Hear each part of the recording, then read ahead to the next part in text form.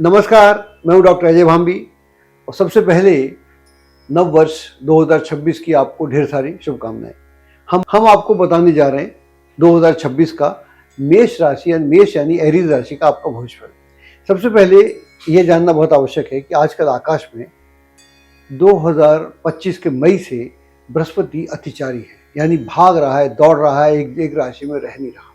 और यही स्थिति हमको 2026 में बिल्कुल स्पष्ट रूप से देखने को मिलेगी।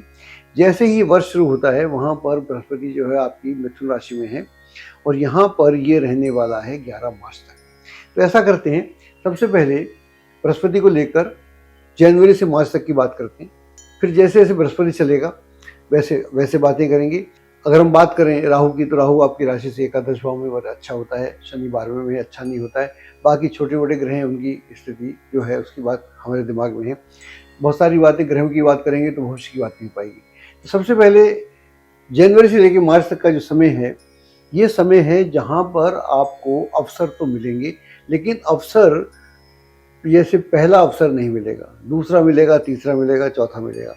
तो ध्यान रखना पड़ेगा। अगर मान लीजिए किसी कार्य में, व्यवसाय की बात करते हैं, व्यवसाय में अगर आपको कोई कार्य आप करना चाह रहे हैं और करने में शुरू का जो फर्स्ट अटेम्प्ट है वो आपकी मर्जी के मुताबिक नहीं हो रहा, तो उसमें आपको घबराने की ज़रूरत नहीं।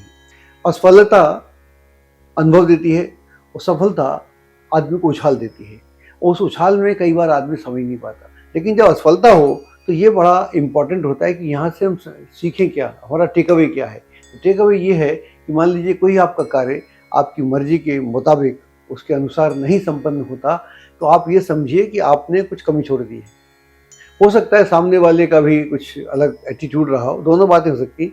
तो कोई मिसिंग लिंक है, या सामने वाले की तरफ से या आपकी तरफ से, तो आपको क्या करने का है, उस मिसिंग लिंक को समझना है। तो सेकंड थर्ड अटेम्प्ट में ये समस्या आपकी आसानी से हो जाएगी। तो इस दौरान में समस्याओं से जूझना पड़ेगा, लेकिन समस्याएं आपकी हल होंगी। तो नौकरी के लिए अच्छा है, परिवार के लिए अच्छा है, और मित्रों के लिए अच्छा है, धन के लिए अच्छा है। कुल मिलाकर यह समय अच्छा है, लेकिन थोड़ी उलझनों के साथ में अच्छा है। और जैसे ही बृहस्पति डायरेक्ट होगा, ये डायरेक्ट होगा साहब 11 मार्च 2026 को। वहाँ से इसी राशि में, मिथुन राशि में रहेगा ये 2 जून 2026 तक। तो हम बात कर रहे हैं अब मार्च से लेकर जून तक की, जून की शुरुआत की। यहाँ पर बृहस्पति गति पकड़ लेगा, तेजी में आ जाएगा, और आपको जानकर ताज्जुब होगा, या पंचांग उठा के देखेंगे तो ये 20-22 डिग्री पे डायरेक्ट होगा मिथुन राशि में। वहाँ से ये 8 डिग्री फटाफट 3-4 महीने में क्रॉस कर जाएगा। तो यानी शुरू की डिग्रियाँ तो इसने भाग के कवर की ही थी, अगली भी ऐसे ही कवर करने वाला। इसका मतलब है बृहस्पति तेजी में है। अब यहाँ काम तेजी से बनेंगे, पहले काम स्लो बन रहे थे, अब तेज गति आएगी। गति इसमें बढ़ेगी, आपका संपर्क का दायरा बढ़ेगा, लोगों से मिलने जुलने का मौका मिलेगा, ट्रैवलिंग बहुत होगी, कम्युनिकेशन बहुत होगा, और आप बहुत सारे नए कार्यों में अपने को उलझाएंगे। ये सारे नए कार्य जो हैं आपके लिए बहुत अच्छे होंगे। अगर आप नौकरी की तलाश में हैं तो नौकरी मिलने में कठिनाई नहीं होगी। जो लोग व्यवसाय शुरू करना चाहते हैं उनके लिए व्यवसाय के लिए बहुत अच्छा समय है। अगर आप विदेश में जाके एजुकेशन की तलाश में हैं या विदेश में व्यवसाय खोजना चाह रहे हैं, तो आपको कतई दिक्कतों का सामना नहीं करना पड़ेगा। इस दौरान में जो आपका संपर्क का दायरा बनेगा वो बहुत ही अच्छा होगा, उससे भी आपको बहुत लाभ होगा। आपका मन प्रसन्न रहेगा, बहुत उत्साह के साथ आप अपने कार्यों को आगे बढ़ाना शुरू करेंगे। जैसे ही 2 जून 26 आएगा तो बृहस्पति सीधा कूद के कर्क में चला जाएगा, यानी एग्जॉल्टेड हो जाएगा, उच्च का हो जाएगा। लेकिन यहाँ पर ये बहुत लंबे समय तक रहने वाला नहीं है। यहाँ पर ये 3 अक्टूबर 2026 को 30 डिग्री क्रॉस करके सीधा लियो में चला जाएगा, सिंह में चला जाएगा। इसका मतलब ये हुआ कि इसने 30 डिग्री सिंह राशि में 4-5 महीने में कवर कर ली, और जो यहाँ पर चतुर्थ हो जाएगा आपकी चंद्रमा की राशि से। कई लोग पूछते हैं कि हम ये भविष्य कैसे करते हैं, तो आपको बता दें, उन्हें बता दें, ये चंद्र राशि से हम इसका विश्लेषण करते हैं।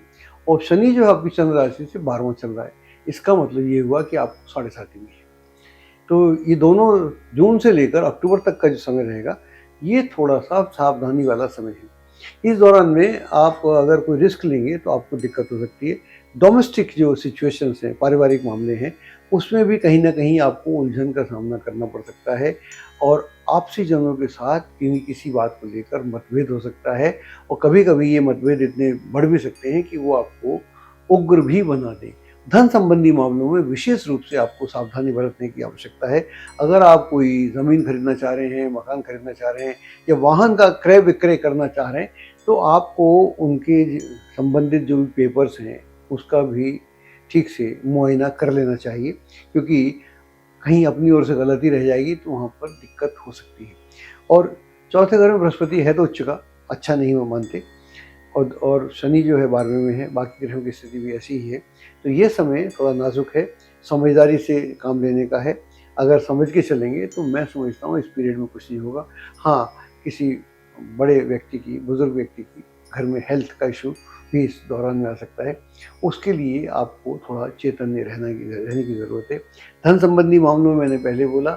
और अगर आप शिफ्टिंग करना चाहते हैं, घर की शिफ्टिंग करना चाहते हैं या कोई नया घर वगैरह खरीदने का योजना चल रही है, तो उसके लिए आपको या तो इंतज़ार करना चाहिए या उसकी परख जो है बढ़िया से करना चाहिए। जल्दबाजी में लिए गए निर्णय आपके खिलाफ भी जा सकते हैं, इस बात का आपको अंदाज पहले से होगा तो अच्छा रहेगा।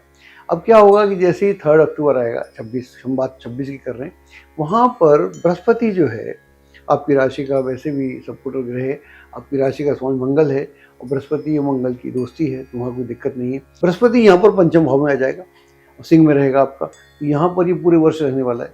तो हम यहाँ से लेकर पूरे वर्ष की बात कर लेते हैं, अक्टूबर से लेकर पूरे वर्ष की बात करते हैं। हालांकि ये आगे जाकर वक्री भी हो जाएगा, ये 13 दिसंबर को वक्री होगा और फिर अगले साल की बात तो 27 की बात तो बाद में होगी।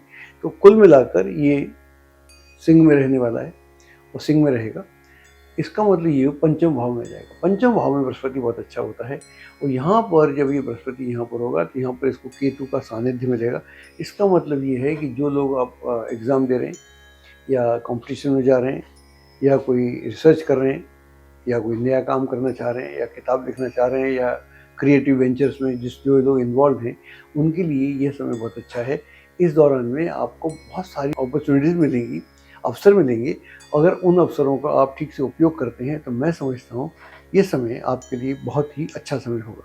और ऐसे जो भी पेंडिंग काम जो पहले नहीं हो पाए, जो भी क्रिएशन से संबंधित हों, अगर आप लेखन, साहित्य, फिल्म जगत या मॉडलिंग वगैरह ऐसे किसी भी कार्य से जुड़े हुए हैं, तो उसमें आपको अत्यधिक, म्यूज़िक वगैरह से, तो उसमें आपको अत्यधिक और अप्रत्याशित सफलता प्राप्त हो सकती है। आर्थिक दृष्टि से यह समय बहुत अच्छा है। पारिवारिक सुख में वृद्धि होगी। इस दौरान घर में कोई मंगल कार्य भी संपन्न हो सकता है, उसमें विवाह भी हो सकता है और शिशु जन्म भी हो सकता है या और कोई सेलिब्रेशन हो सकता है। कुल मिलाकर यह जो समय है आपके लिए बेहतरीन समय है। इस समय का आपको सदुपयोग करना चाहिए। और ये साल कुल मिलाकर अगर हम बोलें, अप्स एंड डाउन तो हैं, क्योंकि ज़िंदगी में पैराडॉक्सेस होते हैं। ज़िंदगी जो है विरोधाभास में चलती है, लेकिन विरोधाभास के बाद भी असफलताएं, जैसे मैंने बोला, वो अनुभव देती हैं और सफलताएं उछाल देती हैं। उछाल में ज़्यादा उछलना नहीं चाहिए और जब असफलता हो तो डिप्रेस नहीं होना चाहिए। एक साम्य स्थिति बना के, संतुलन बना के रखते हैं तो हमारे लिए आसान होता है। तो ये समय कुल मिला के यह वर्ष आपके लिए अच्छा है और इस वर्ष का जितना बढ़िया से आप उपयोग करेंगे उतना ही आपको लाभ होगा। एस्ट्रोलॉजी की सटीक जानकारी के लिए विश्वविख्यात एस्ट्रोलॉजर अजय भांबी के YouTube चैनल ABC चैनल को सब्सक्राइब, लाइक और शेयर करें। लेटेस्ट अपडेट के लिए बेल के बटन पर जरूर क्लिक करें।